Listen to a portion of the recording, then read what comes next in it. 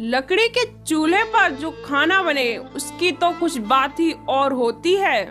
लेकिन आजकल तो गैस का जमाना है।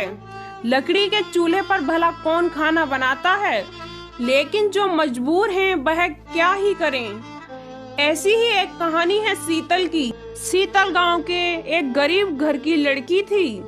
उसके माता पिता के पास ज्यादा पैसे नहीं थे, इसलिए वह हमेशा से चाहते थे हमारी जिंदगी तो खत्म होने को है, लेकिन हमारी बेटी शीतल के लिए अच्छी जिंदगी मिलनी चाहिए। हाँ, मैं शीतल की शादी किसी अमीर घर में कराऊंगा। शीतल की पूरी जिंदगी आराम से बीतेगी।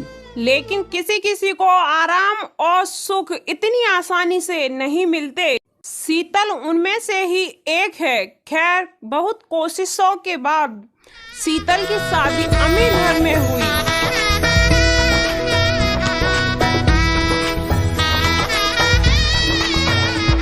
उसके पति का नाम मोहन था और उन लोगों का फैमिली बिजनेस था। मोहन और उसका बड़ा भाई श्यामू दोनों मिलकर फैमिली बिजनेस चलाते थे। उसकी माँ जानकी देवी बहुत गुस्से वाली औरत थी। पहले ही दिन जानकी देवी ने शीतल से कहा, देखो छोटी बहू, मुझे पता है कि तुम गरीब घर से हो। मुझे नहीं पता तुम्हारे घर क्या होता था। हमारे घर दोपहर और शाम को 10 तरह के पकवान बनते हैं। जी माँ जी। तुम्हें वह खाना बनाना होगा। बना लोगी ना?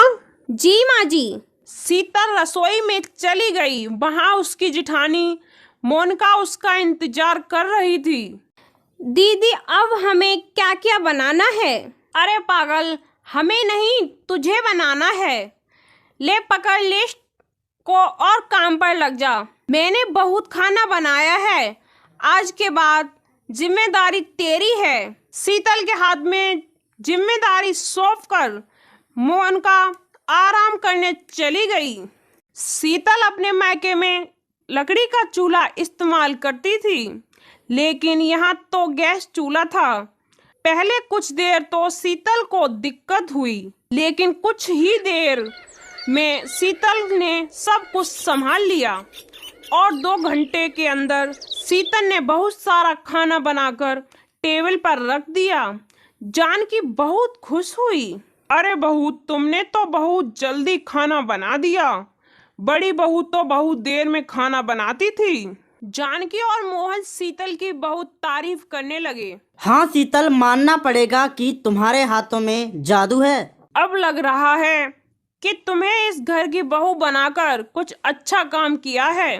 शीतल को अब लगने लगा कि उसके नसीब में सुख और खुशी है, लेकिन उसे नहीं पता था कि जानकी के मुंह से तारीफ सुनकर उसकी जेठानी मन ही मन जल रही है। बहुत तारीफ कर रही है बुढ़िया। एक बार इसकी मौत हो जाए फिर मजा चखाऊंगी सबको। मोनिका और श्यामू ने पूरा प्लान पहले ही तैयार कर लिया था। 1 महीने बाद जानकी की तबीयत अचानक से बिगड़ गई और उसे अस्पताल में भर्ती कराना पड़ा, लेकिन कुछ फायदा नहीं हुआ। जानकी की मृत्यु हो गई।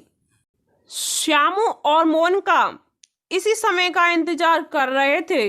वह दोनों प्रॉपर्टी और बिजनेस हड़पने के लिए फेक कागजात तैयार करके ही बैठे थे। जानकी के अंतिम संस्कार के तुरंत बाद श्यामू ने मोहन से कहा, मोहन, माँ ने मुझे सब कुछ लिख दिया है। अब यह बिजनेस प्रॉपर्टी सब मेरा है। यह सुनकर मोहन की रूह कांप उठी। यह क्या कह रहे हो भैया? माँ ने यह सब कब लिख दिया? तुम झूठ बोल रहे हो भैया। अच्छा, झूठ बोल रहा हूँ? तो यह सब क्या है?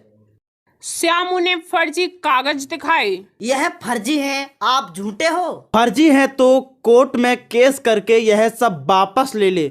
तब तक घर से बाहर निकल। श्यामू और मोनिका ने मोहन को घर से निकाल दिया। मोहन को कुछ समझ में नहीं आ रहा था कि यह मेरे साथ क्या हो रहा है। शीतल, यह क्या हो गया? हम तो रास्ते पर आ गए, अब क्या होगा? केस करने के लिए पैसे चाहिए, लेकिन बैंक अकाउंट भी भैया के नाम पर है। आप चिंता मत करिए जी, सब कुछ ठीक हो जाएगा। अब कैसे ठीक होगा शीतल? सब कुछ बर्बाद हो गया। हम खाएंगे क्या और रहेंगे कहाँ?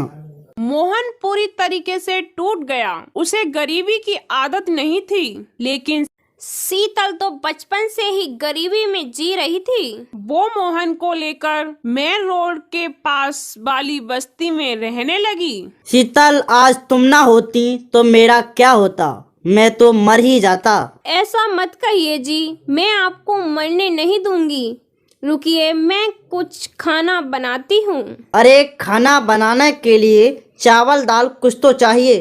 वो सब कहाँ से मिलेगा?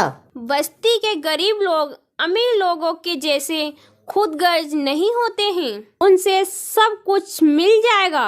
मुझे लकड़ी का चूल्हा जलाने की आदत है। आप बैठिए, मैं कुछ करती हूँ।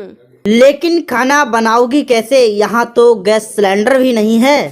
शीतल ने लकड़ी का चूल्हा बना लिया और उस पर दाल चावल बना लिए। अरे वाह, क्या सुगंध आ रही है। मोहन ने पहला निवाला मुंह में दिया तो उसके तो होश ही उड़ गए। अरे, दाल चावल इतने स्वादिष्ट बनते हैं, इसका मुझे पता ही नहीं था। इसमें लकड़ी के चूल्हे की भी एक सुगंध आ रही है। इसकी वजह से खाना और भी स्वादिष्ट है।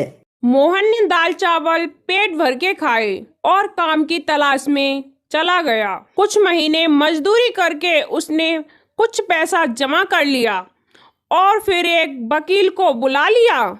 वह वकील मोहन की झोपड़ी में आया और केस की बात करने लगा। वकील की फीस सुनकर मोहन ने कहा, अरे वकील साहब, इतना पैसा तो मेरे पास अभी नहीं है। तो फिर तो जीतना बहुत मुश्किल है। अरे वकील साहब, काम की बात तो बाद में होती रहेंगी, पहले खाना खा लेते। शीतल ने मिट्टी के चूल्हे पर बना हुआ पनीर वकील को खिलाया। फिर वकील इतना खुश हुआ कि वह केस फ्री में लड़ने के लिए तैयार हो गया। उसने कहा, ऐसा खाना मिलता रहा तो मैं केस फ्री में लड़ता रहूंगा। और भाभी, आप यहाँ क्या कर रही हैं? अरे, आपको तो कोर्ट के बाहर होटल खोल लेना चाहिए। वहाँ इतना अच्छा खाना नहीं मिलता।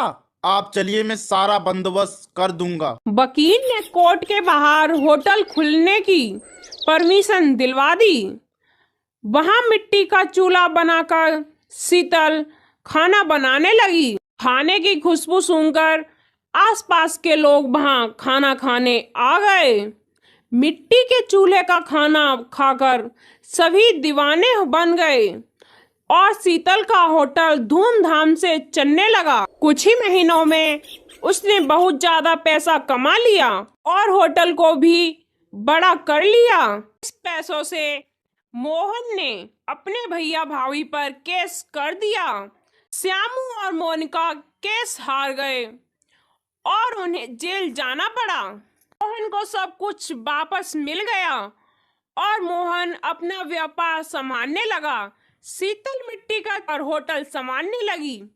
ऐसे ही वे दोनों खुशी खुशी रहने लगे। शीतल ने बहुत सारा खाना बनाकर टेबल पर रख दिया। अरे बहू, तुमने तो बहुत जल्दी खाना बना दिया। बड़ी बहू तो बहुत देर में खाना बनाती थी।